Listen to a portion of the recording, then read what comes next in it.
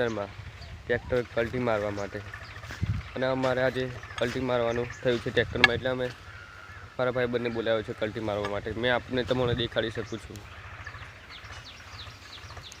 આ ખેતર છે, તમે લોકો દેખી શકો છો. ફાર્મ છે, દેખી શકો છો તમે. પેલું ટ્રેક્ટર ફરે છે.